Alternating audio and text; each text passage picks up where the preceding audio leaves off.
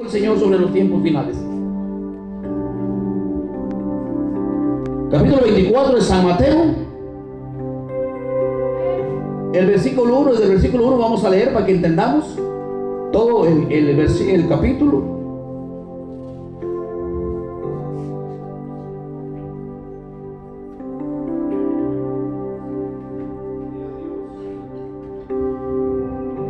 Capítulo 24. Jesús dice, como el título, Jesús predice la destrucción del templo. Miremos,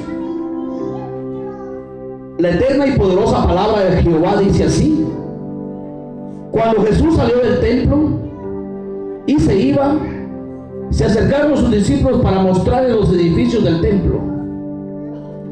Respondiendo él les dijo: ¿veis todo esto? De cierto os digo que no quedará aquí piedra sobre piedra que no sea derribada. Y estando él sentado en el monte de los olivos, los discípulos se le acercaron aparte diciendo: dinos, ¿cuándo serán estas cosas? ¿Y qué señales habrá de su venida, de tu venida y del fin del siglo? Respondiendo Jesús les dijo: mirad que nadie os engañe, porque vendrán muchos en mi nombre diciendo: yo soy el Cristo, y a muchos se engañarán. Y oiréis de guerras y rumores de guerras. Mirad que no os turbéis, porque es necesario que todo esto acontezca, pero aún no es el fin.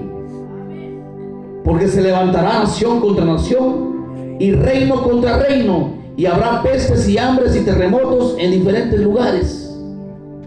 Y todo esto será principio de dolores. Entonces os entregarán a tribulación y os matarán y seréis aborrecidos de todas las gentes por causa de mi nombre. Muchos tropezarán entonces y se entregarán unos a otros, y unos a otros se aborrecerán, y muchos falsos profetas se levantarán y engañarán a muchos. Y por haberse multiplicado la maldad, el amor de muchos se enfriará. Siéntese, mi hermano. Es importante, hermanos, ver un poco de historia. Jesús en este capítulo, hermano, en el primer versículo, Él está profetizando la destrucción del templo. Primero, hermanos, como hoy es enseñanza, yo quisiera preguntar a ustedes: ¿cuántos templos se construyeron en la historia? ¿Cuántos templos se construyeron en la historia? Si antes, hermanos, solo estaba el tabernáculo donde se adoraba al Señor. 956 años, hermanos, antes de que Jesucristo naciera, el rey Salomón construyó el primer templo. Amén. Construyó el primer templo en Jerusalén. Y aquí Jesús, amado hermano, nos está profetizando la destrucción del templo. Pero ¿cuál templo será? Entonces, hermanos, Salomón construyó el templo. Entonces el lugar de adoración era el templo en Jerusalén, el templo de Salomón. Pero, hermanos, llegó el momento cuando los de Babilonia, los babilónicos, hermanos, conquistaron Jerusalén. Entonces el rey Nabucodonosor destruyó el templo y nos quedamos sin templo, para que vayamos entendiendo. Jerusalén se quedó sin templo. Hermanos amados, pasando el tiempo después, le estoy platicando esto para que vayamos entendiendo. Pasando el tiempo después, mi amado hermano, que regresaron los israelitas que estaban cautivos en Babilonia, regresaron a Jerusalén. Hermanos, Zorobabel, se llama Zorobabel, él construyó el segundo templo. Amén. Entonces, cuando Jesucristo nació, ya estaba el segundo templo, que ya estaba construido, hermano, pero Herodes lo terminó de dejar bien bonito, de reconstruirlo, dejarlo bien precioso. Hermanos, que el Señor Jesucristo muchas veces visitó el templo de Salomón en Jerusalén. hermanos, tanto que fue una vez que encontró, hermanos, en el templo gente vendiendo palomas. ¿Saben? ¿Ya han leído eso? Cambistas que estaban cambiando dinero. Amén. ¿Y qué hizo el Señor Jesús? Dice que sacó a patadas las mesas, a todos sacó, ¿verdad? Y les dijo, han convertido la casa de Jehová en cueva de ladrones. Amén. Ahora, hermanos, ese fue el segundo templo.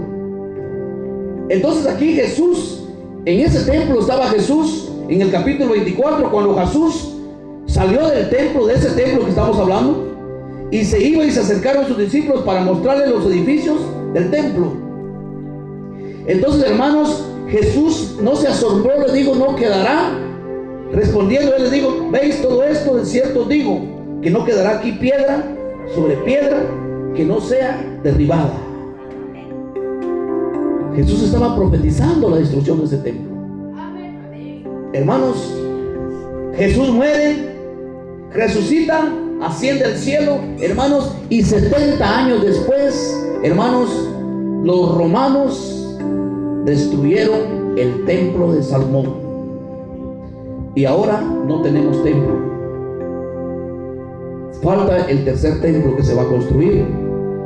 Solo está una pared que quedó, hermanos, en Jerusalén, una pared, y en esa pared, hermanos, lo han agarrado los judíos como un lugar religioso que le llaman el cuarto de los lamentos, donde los judíos ortodoxos, hermanos, van a pedir a Dios para que mande al Mesías, porque para ellos no ha venido el Mesías, no ha nacido Jesucristo. Y amén. Los judíos ortodoxos, para ellos no ha nacido Jesús de Nazaret, y ellos esperan todavía que nazca Jesús. Por eso, hermanos, Jesucristo dijo en su palabra, en Juan, dijo en su palabra en el capítulo 1, a los suyos vino y los suyos no le recibieron. Amén. Mas los que le recibieron y creyeron en su nombre, le dio potestad de ser llamados hijos de Dios. Entonces todos los que creemos en Él somos hijos de Dios, los que le servimos. Amén. Entonces podemos ver, hermanos, algo tan maravilloso. Ahora, hermanos, el Señor, uno de los discípulos, hermanos, Jesús sale del templo, les dice estas palabras y se va al monte de los olivos, y alguien le pregunta a Jesucristo, Señor, ¿cuándo acontecerá esto? ¿Cuándo será?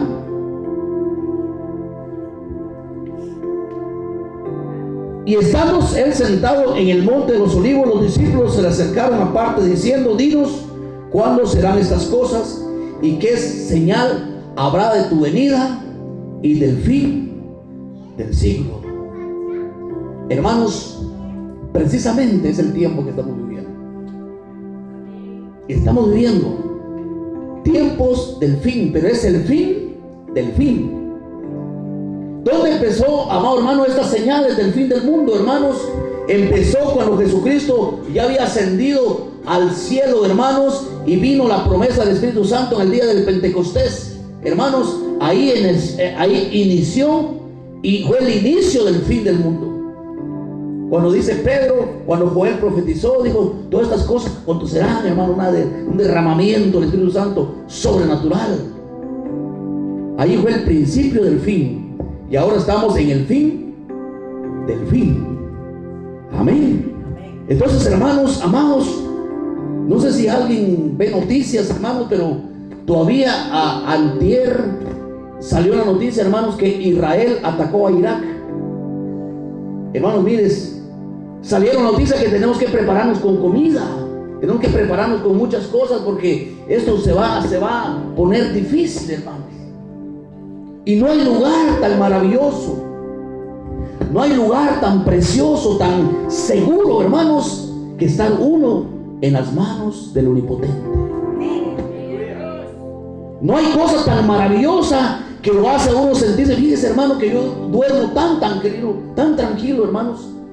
Me acuesto tan tranquilo porque oro al Señor, me encomiendo al Señor, me cubro con su sangre, hermano, y duermo tan tranquilo, hermanos, que uno sabe, hermanos, esa paz, esa tranquilidad, esa seguridad, porque dice, uno ha creído en sus promesas. Y una de las promesas maravillosas dice que el ángel de Jehová acampa alrededor de los que le temen y los defiende. Entonces yo duermo tan tranquilo, hermanos. ¿Y saben algo? He dicho yo, a veces le digo yo a mi esposa: mira, yo no tengo miedo a morirme.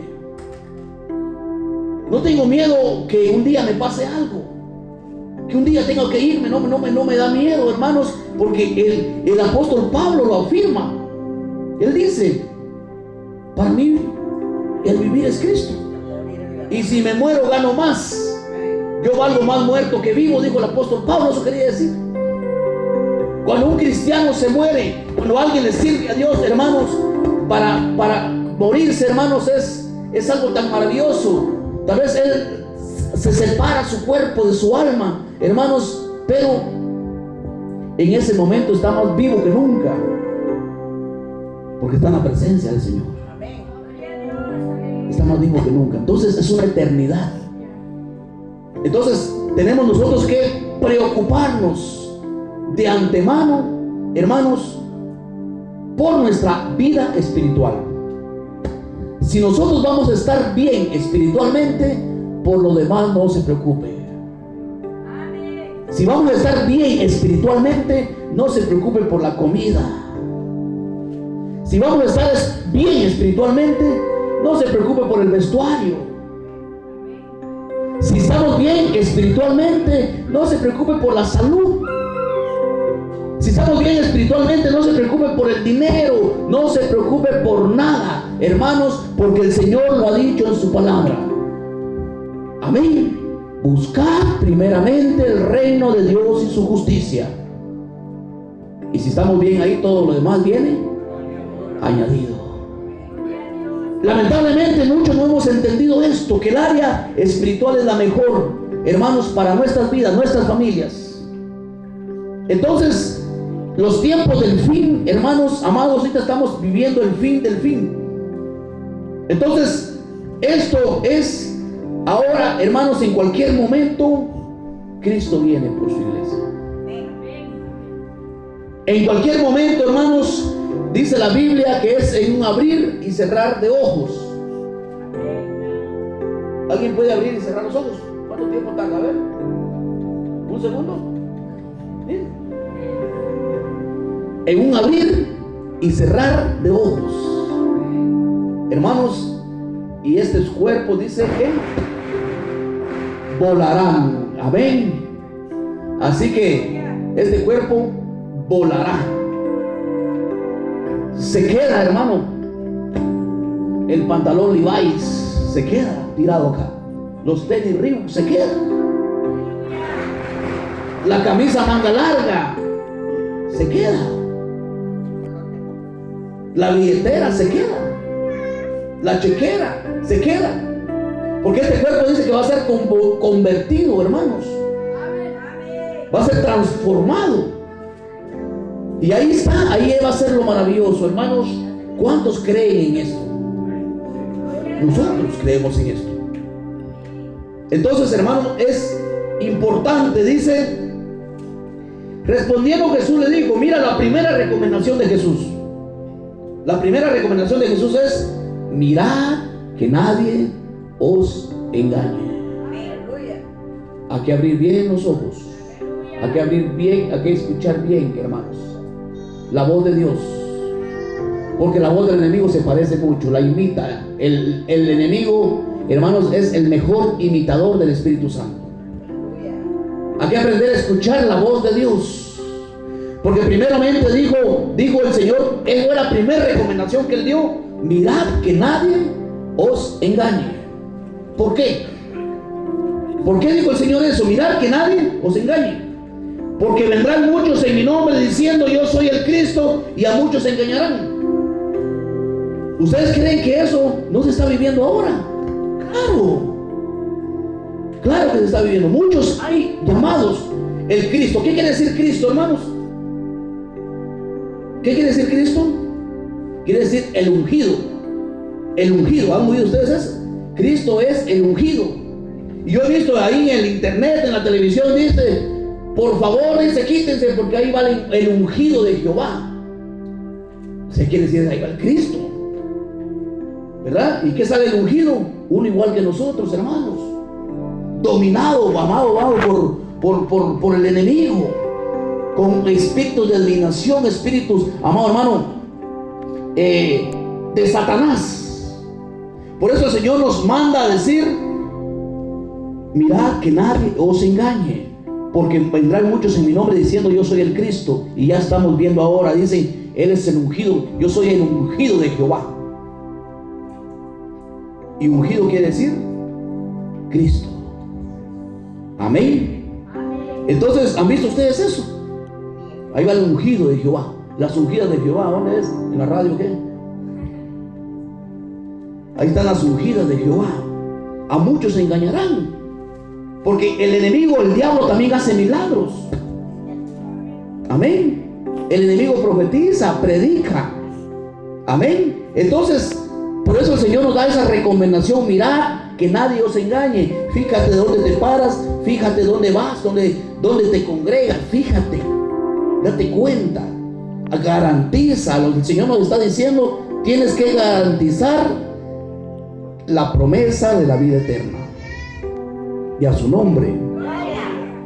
Y oiréis de guerras y rumores de guerras. ¿Hay o no hay guerras, hermanos? Claro. ¿Quiénes que estaban en guerra? ¿Quién? ¿Suiza? ¿Con quién? Rusia. ¿Ucrania? ¿Con quién? Rusia. Con Rusia. Y hace poquito Israel con Irak.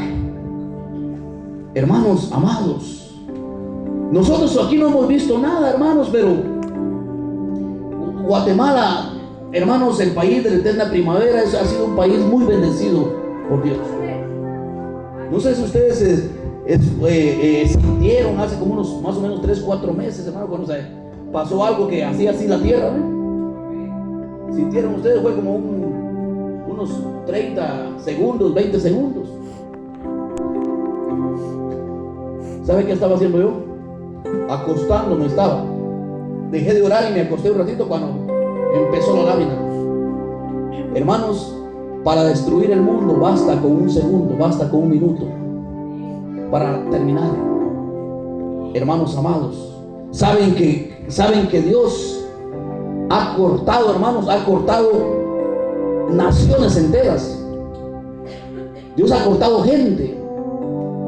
Dios cortó, hermanos, desapareció, hermano, por medio de un diluvio. Ustedes lo saben, en la era de Noé. Hermanos, desapareció la nación de Sodoma y Gomorra con azufre y fuego. Amén. Entonces tenemos, hermanos, sabemos que el Señor corta gente, hermanos. Entonces, razón tiene la palabra de decir: árbol que no da frutos es cortado y echado al fuego eterno. Mirad que no os turbéis, porque es necesario que todo esto acontezca, pero aún no es el fin.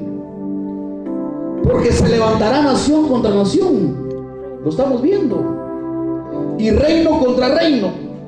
Hermanos amados, vemos ahora en las redes sociales, hermano, a un tal Toro, uno que tiene apellido de animal, creo que es un cura, peleando, hermano, como hasta se burla de los, no sé cómo les dice, evangélicos. Se está peleando reino contra reino, hermanos. Hasta a veces nosotros mismos, hermanos, pastores, peleándose con otros pastores. La gente no quiere escuchar eso. La gente quiere escuchar algo que lo llene, algo que lo edifique, algo que le dé esperanza. Hermanos, ¿cómo cree usted que va a salir algo? No, la gente quiere escuchar la medicina para su vida, la solución para su vida. Amén. Entonces dice: reino contra reino, habrán pestes. El mundo acaba de pasar una peste, hermano. Ustedes saben. Nunca en mi vida pensé entrar con una mascarilla a un banco. Ustedes entraron con mascarilla a cualquier lado. Hermanos, yo creo que algunos las compraban hasta por paquete, pensaban que no se iban a acabar. acabamos de pasar pestes. Entonces tenemos que preocuparnos. Esa peste grande y vienen cosas peores, hermanos. Aleluya.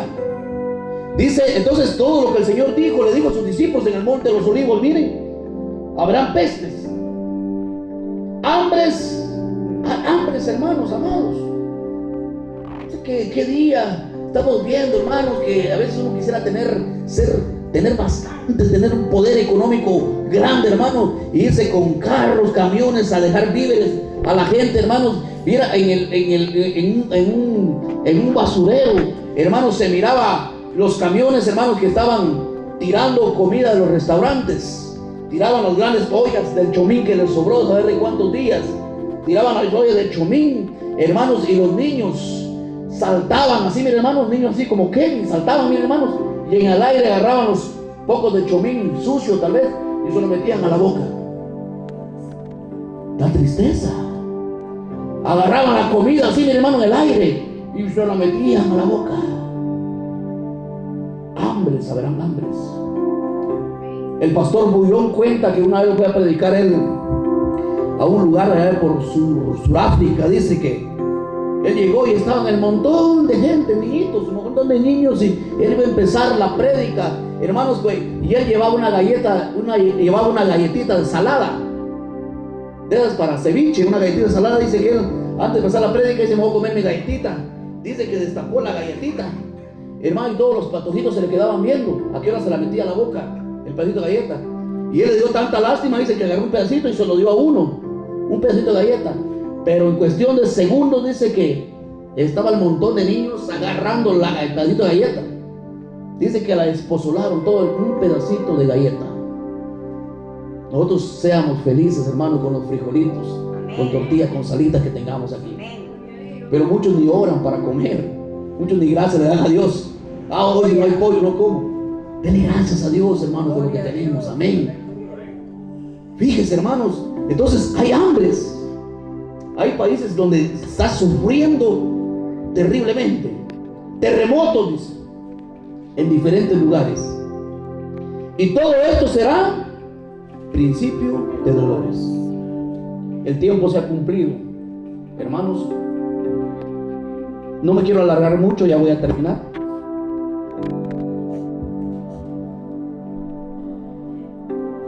El Señor, hermanos, dice su palabra. Pero aquí hay algo que no quiero dejar. El versículo 12 dice: y por haberse multiplicado la maldad, el amor de muchos se enfriará. Es cierto, los corazones están endurecidos, hermanos, porque la maldad es mucha. Las potestades malignas, hermanos, se han multiplicado y el corazón de muchos se ha enfriado, el amor de muchos. Ya, hermanos, para ir en la recta final, terminando, yo quiero decirles esto. El Señor, dice la Biblia, que es tardo para la ira y grande en misericordia. Él se deleita en misericordia. Es un Señor, es un Dios de oportunidades. Pero hay algo, hermanos, que yo quiero que entendamos ahora. El Señor siempre, hermanos, en su infinita misericordia, siempre el Señor nos ha dado tiempo de reflexionar, tiempo de arrepentirnos, cuando ya el tiempo que está marcado se ha terminado. Por ejemplo, cuando el tiempo que Él marcó, hermanos, se terminó, el Señor todavía da un tiempo extra. Miremoslo, hermanos. Cuando Dios miró al mundo, hermanos, en la época de Noé, Dios miró al mundo y miró que la maldad era mucha en la tierra, dice la Biblia. Todo era de continuo el mal en el mundo, como estamos viviendo ahora precisamente, porque la Biblia dice: como los días de Noé, así será la venida del Hijo del Hombre. Y cabalmente, hermanos, cuando Noé, hermanos, Dios miró al mundo y miró que el mundo estaba depravado, perdido, como estamos ahora, hermanos. Le importaba a todo el mundo, lo que menos le importaba era acercarse a Dios. Entonces miró Dios al mundo y miró que estaba perdido, hermanos, el mundo totalmente perdido, y dijo Dios, hermanos, voy a destruir hombres y mujeres, bestias, todo ser viviente sobre la faz de la tierra, los voy a destruir a todos. Pero ¿saben algo? Dice que el Señor halló gracia en un hombre, en miles y millones de hombres y mujeres. El Señor halló gracia en un solo hombre, en una hormiguita, hermanos. Una hormiguita. Él halló gracia en un hombre. Dijo: a todos voy a destruir menos a este hombre. Este hombre se llama Noé. Halló gracia en Noé. Este hombre no lo destruye porque este hombre es temeroso, es obediente. A este no lo puedo destruir. Y le habló a Noé. Miren qué grande es el Señor, cómo nos habla a todos nosotros en este tiempo. Tal vez el Señor dirá: yo no voy a destruir, porque decían: Señor, si hay un justo, hermanos, hay un justo en Sodoma, ¿los vas a destruir a todos? No voy a destruir a todos, pero un justo. Hermanos amados, y ahora el Señor nos habla a todos, hermanos, nos habla a todos, hermanos, y el Señor ha hallado gracia en un pueblo, en un remanente. Y halló gracia en Noé y dijo: yo no puedo destruir a este hombre, a esa hormiguita. Una hormiguita llamada Noé. En medio, así nos mira una hormiguita. Eso somos para el Señor, un chiquititito. Pero ¿saben? El Señor, tal vez Noé le dijo en medio: Señor, ten misericordia. Señor, ten misericordia. Y los demás en sus deleites, hermanos, decía el Señor: yo no puedo destruir a Noé. Es como alguien, hermano, que vaya caminando. Alguien que vaya caminando, hermanos, y de repente va a dar el paso y abajo hay una hormiguita. Le va a poner el 40 a la hormiguita. Pero la hormiguita le grita: ¡ay, espérate, no me mates! Entonces viene usted, levanta la hormiguita y la hormiguita: por favor, no me mate, yo quiero vivir, ten misericordia de mí. ¿Será que la matamos? No. Entonces, así fue Dios con Noé. A una hormiguita llamada Noé, dice que le dio la oportunidad, pero lo primero que mandó a hacer a Noé, le dijo, no lo mandó a hacer el arca. Lo primero que mandó Dios a Noé fue: ven y predícale a tu familia. Noé le predicó a su familia, se convirtió la familia de Noé. Entonces Noé empieza a hacer aquel arca que le dio las medidas al Señor, cuánto tiene de largo, de ancho, de alto. Hizo el arca Noé, mi amado hermano, y para que se den cuenta, hermanos, llegó el tiempo que se terminó, el arca se hizo, hermanos, pero ¿qué pasó? Se burlaban de Noé. Tantas cosas que le hicieron a Noé, hermanos, y le decían: Noé, tan tonto, construyendo un arca tan grande que nunca va a probar agua, porque el mar estaba a 500 kilómetros de donde Noé estaba haciendo el arca. Esa arca nunca va a probar agua, porque antes no llovía, el agua salía de la tierra. Pero ¿saben algo importante? Voy a ir resumiendo, adelantando, hermanos. Vino Noé y dijo: bueno, el tiempo se ha cumplido, ya terminé el arca. Se va, agarra a su familia. Posiblemente Noé tenía una casa bonita, pero desocupó su casa, hermanos. Comenzó a sacar todas sus cosas de su casa, a sacar sus hijos, la dejó desocupada. Y vamos hijos, vamos esposa, vamos todos. Y se fueron a meter al arca y abandonaron la casa. Y toda la gente decía: ese está loco, ¿cómo va a abandonar su casa y irse a meter a un arca? Yo le digo, amado hermano, el Señor dijo: dejarás padre y madre. Hermanos, el Señor dijo: deja todo, puedes renunciar a todo, pero ven, escapa tú por tu vida. Ve, este hombre dejó todo y decía: este Noé se metió al arca, hermanos, esperando que empezara a llover. Pero pasó una noche y no llovió. Y tal vez entró duda y Noé dijo: Señor, tú dijiste que va a llover y no ha llovido. A la gente ya le prediqué. Toda la gente está enterada que va a haber un diluvio. Entonces pasó una noche y no llovió, hermanos. Pero luego dice en el capítulo 3 de Génesis: vino una voz a Noé y le dijo: ve y mete un animal, una pareja de cada especie. Mete los animales y en 7 días, después de que metan los animales, ahí va el burro para adentro, en 7 días haré llover 40 días y 40 noches. Entonces, ¿cuánto tiempo dio de misericordia el Señor? 7 días. Entonces, eso es lo que estamos viviendo ahora nosotros, hermanos. 7 días de misericordia. Pasaron los 7 días, dice la Biblia, hermanos, y empezó a llover. Y el arca, la mano de Jehová, dice que cerró la puerta del arca. Es lo que estamos viviendo ahora. Aún la puerta está abierta. El arca se llama Jesucristo de Nazaret. Y ahora, hermanos, es momento de que nosotros entremos a esa arca, hermanos, y salvemos nuestra vida, salvemos nuestra alma, porque estamos viviendo tiempos finales. Algo impactante, hermano, fue que cuando empezó a llover y el agua empezó a crecer, hermanos, muchos se lamentaron. Tal vez había familia de Noé ahí afuera que se quedó, familia de la mujer de Noé, y gritaban afuera: Noé, ábrenos la puerta, Noé, acordate que yo te presté dinero aquel día, acordate. Muchos reclamando: Noé, ábrenos. Tal vez Noé, hermanos, le dolía su corazón, pero Noé no podía hacer nada. Como nosotros, hermanos, cumplimos con predicar la palabra de Dios. Así que Dios me lo bendiga a todos.